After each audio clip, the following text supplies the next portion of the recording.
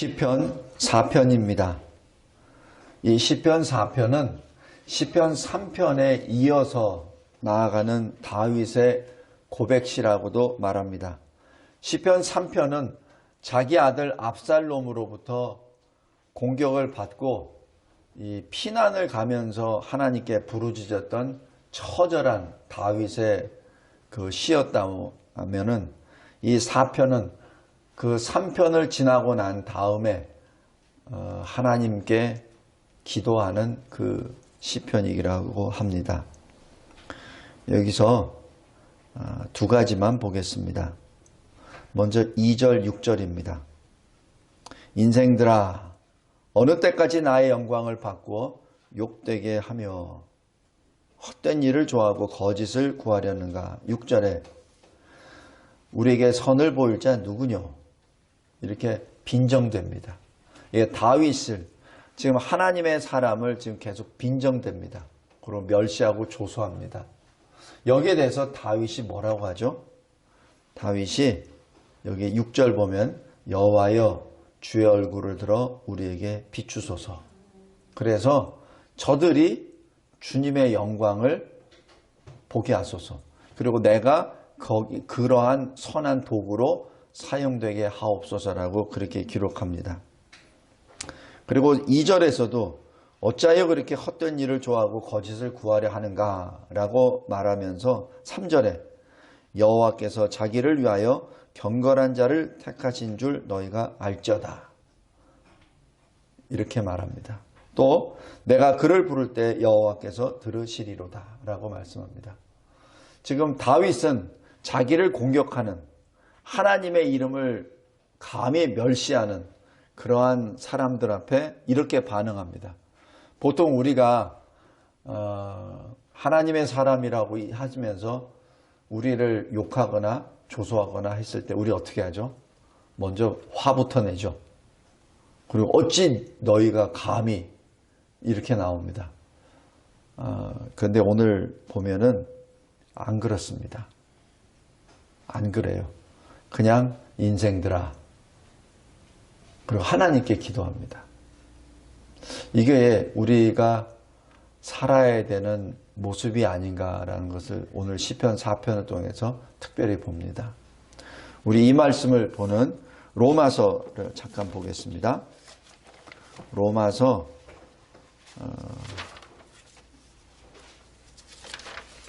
9장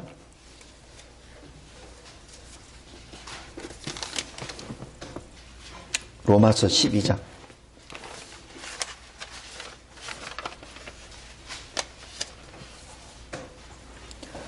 로마서 12장 19절 말씀입니다. 제가 읽겠습니다.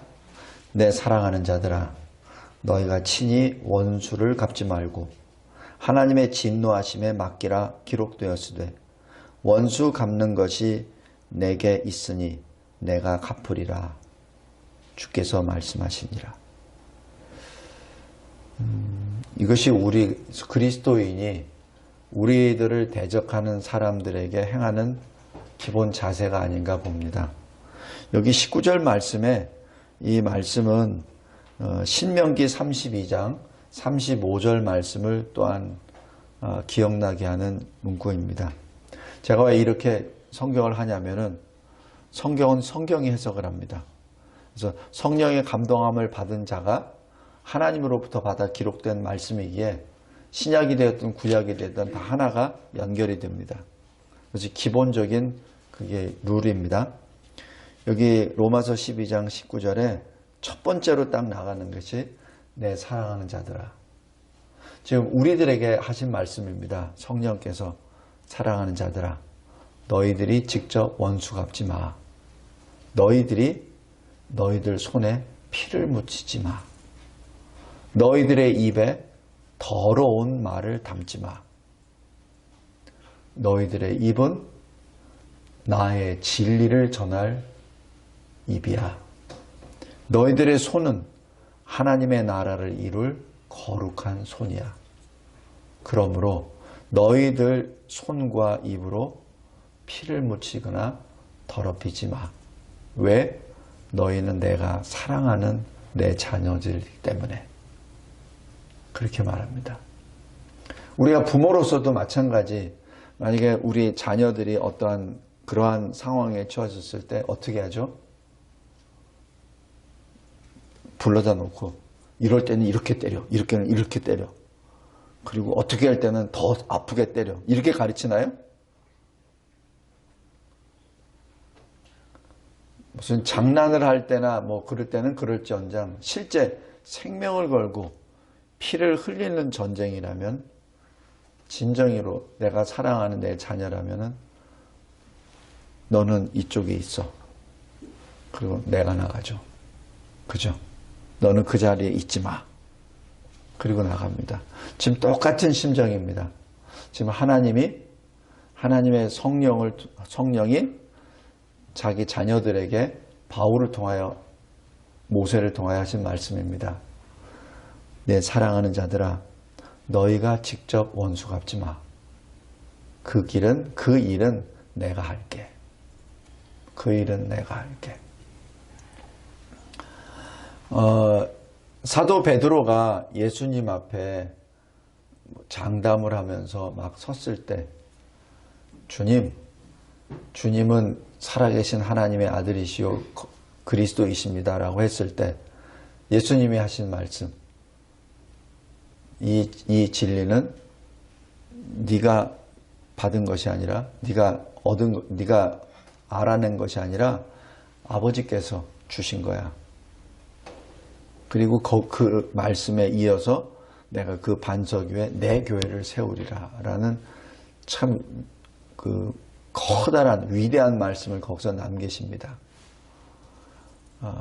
근데 베드로가 예수님이 이어서 하시는 말씀, 이제 내가 예루살렘에서 인자가 손에 넘겨져서 고난을 받고 죽으리라는 그 말씀을 들었을 때 베드로가 하는 말, 주님 결코 그럴 수 없습니다. 결코 그럴 수 없습니다. 그러면서 그렇게 하지 마옵소서라고 하죠. 그때 예수님이 뭐라고 하시죠? 사탄아, 내 뒤로 물러가라. 이렇게 합니다. 그것은 베드로에게 경고의 말씀을 주신 것도 되지만은 실제로 사탄의 유혹에 빠진 그 베드로를 향하여, 실은 그 사탄을 향하여 명령하신 것이죠. 더 이상 내 사랑하는 베드로 건들지 말고 내 뒤로 오란 얘기죠. 내 뒤로 내었냐면 내 뒤로 와서 나를 공격하라는 얘기입니다. 그것이 십자가 고난의 예표이기도 합니다. 하나님께서는 이 범죄한 자기 백성들의 죄의 문제에 대해서 죄를 어떻게 하시냐면은 그 자기가 사랑하시는 그 자의 뒤에다 던지는 것이 아니라 하나님의 뒤로 던지십니다. 그것이 하나님의 방법입니다. 그래서 그 모든 위협을 하나님이 직접 받으십니다. 자기 사랑하는 자녀를 지키시기 위해서. 오늘 19절 말씀이 바로 연계가 됩니다. 너희들이 원수 직접 갚지 마. 그거는 내 거야. 내가 갚으리라. 그러니까 어떡하죠?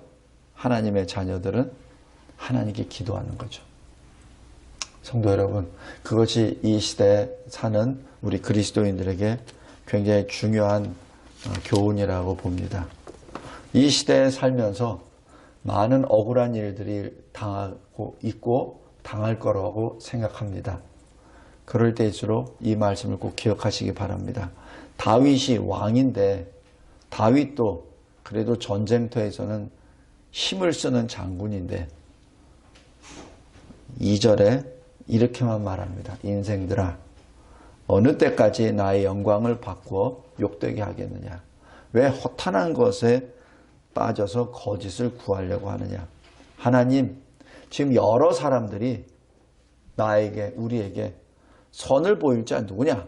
하나님이 살아계신지를 어떻게 알겠느냐라고 조롱하고 있는데, 하나님의 얼굴을 우리에게 비추소서. 그렇게 기도합니다. 그들에게 나아가서 뭘 하는 것이 아니라 하나님께 그렇게 기도합니다. 오늘 여기 4편을 하면서 이것이 우리가 그리스도인이 세상의 악한 자들 앞에 서서 행할 일들입니다.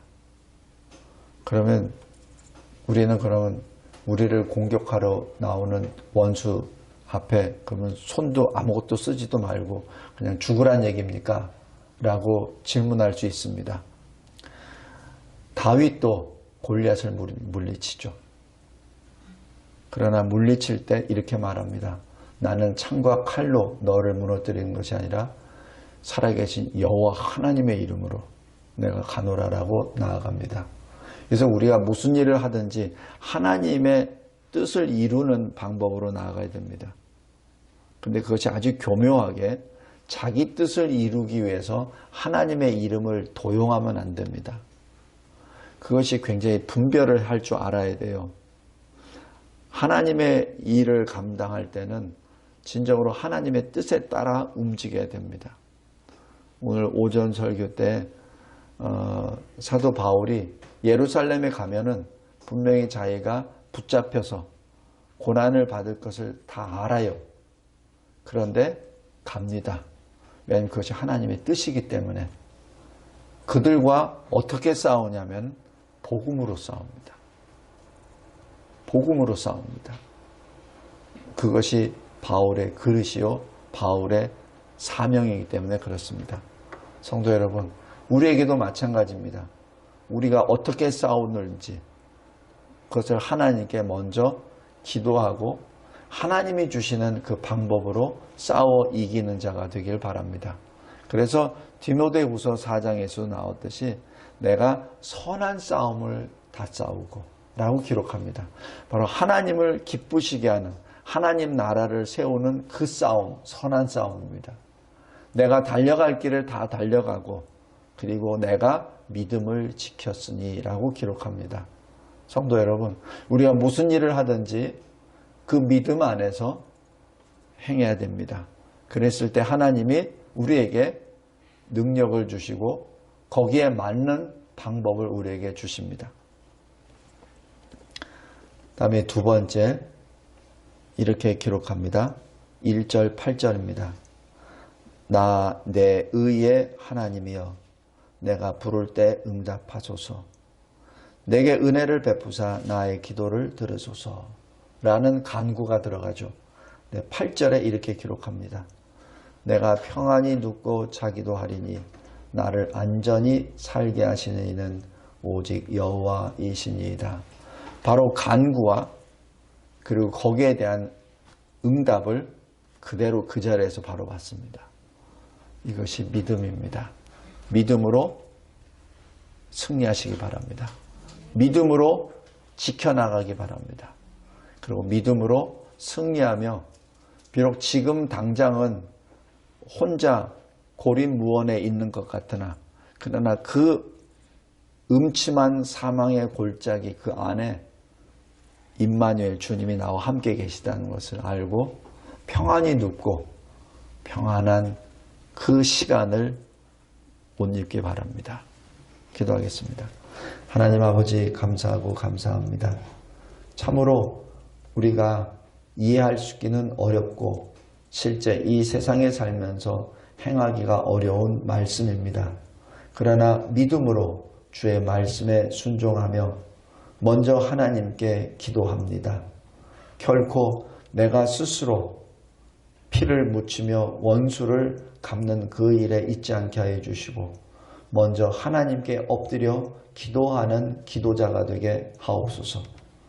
그리고 주님이 하나님의 뜻대로 받는 모든 것에 대하여 하나님이 보고 계시고 하나님의 뜻대로 다 성취하신다는 것을 믿고 두렵고 떨리는 이 세상의 광야 같은 곳이지만 그러나 늘 평안히 눕고 주님 안에서 안전하게 사는 우리의 인생이 되게 도와주시옵소서.